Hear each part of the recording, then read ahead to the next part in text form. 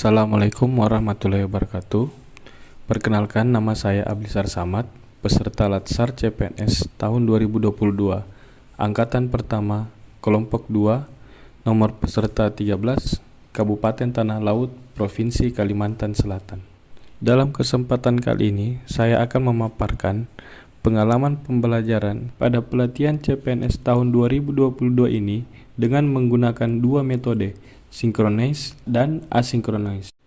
Sinkronis sendiri, pembelajaran sinkron yang terjadi secara langsung dalam waktu nyata antara pemateri dan peserta. Ini tidak dapat terjadi dimanapun dan pada waktu tertentu, karena Anda semua harus hadir pada saat interaksi berlangsung.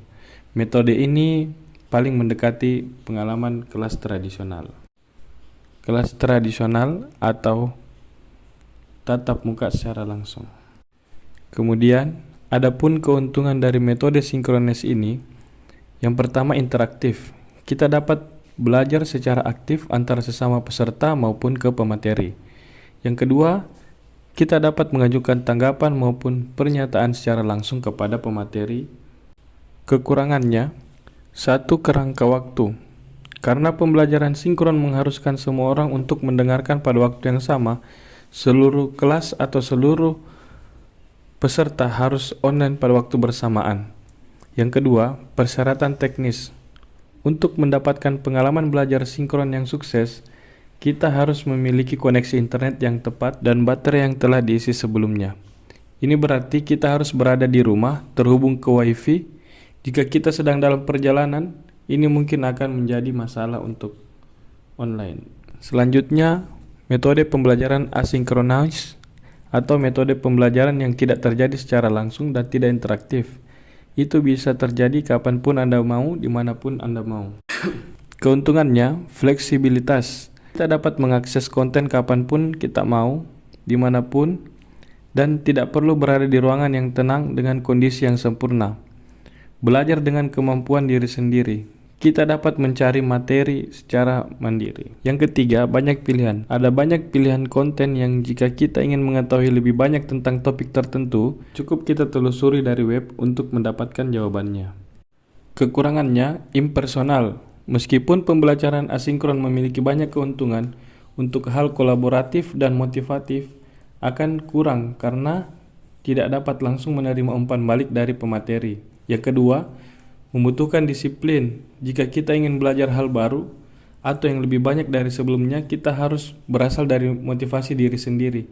Biasanya akan lebih mudah menyerah dalam belajar ini karena tidak ada pembimbing.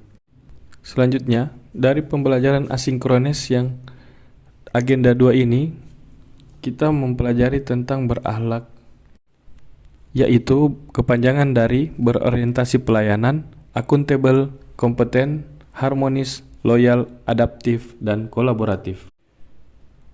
Berorientasi pelayanan maksudnya kita berkomitmen memberikan pelayanan prima demi kepuasan masyarakat.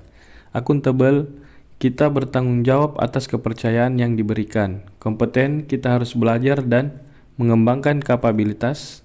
Harmonis, kita saling peduli dan menghargai perbedaan. Loyal, kita berdedikasi dan mengutamakan kepentingan bangsa dan negara. Adaptif, kita harus berinovasi dan antusias dalam menggerakkan ataupun menghadapi perubahan. Kolaboratif, kita membangun kerjasama yang sinergis.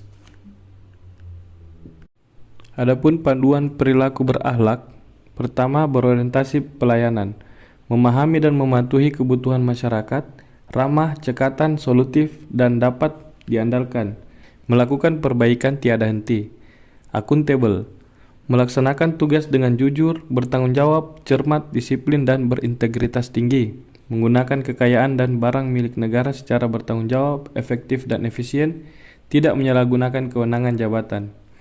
Kompeten sendiri, meningkatkan kompetensi diri untuk menjawab tantangan yang selalu berubah, membantu orang lain belajar melaksanakan tugas dengan kualitas terbaik. Harmonis, menghargai setiap orang apapun latar belakangnya, suka menolong orang lain, membangun lingkungan kerja yang kondusif. Loyal, memegang teguh ideologi Pancasila, Undang-Undang Dasar Negara Republik Indonesia tahun 1945, setia kepada NKRI serta pemerintah yang sah, menjaga nama baik sesama ASN, pimpinan instansi dan negara. menjaga rahasia jabatan dan negara.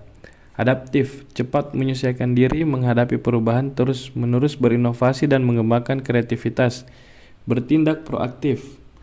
Kolaboratif, memberi kesempatan kepada berbagai pihak untuk berkontribusi, terbuka dalam bekerja sama untuk menghasilkan nilai tambahan, menggerakkan pemanfaatan berbagai sumber daya untuk tujuan bersama. Mungkin cukup sekian persentase yang saya berikan.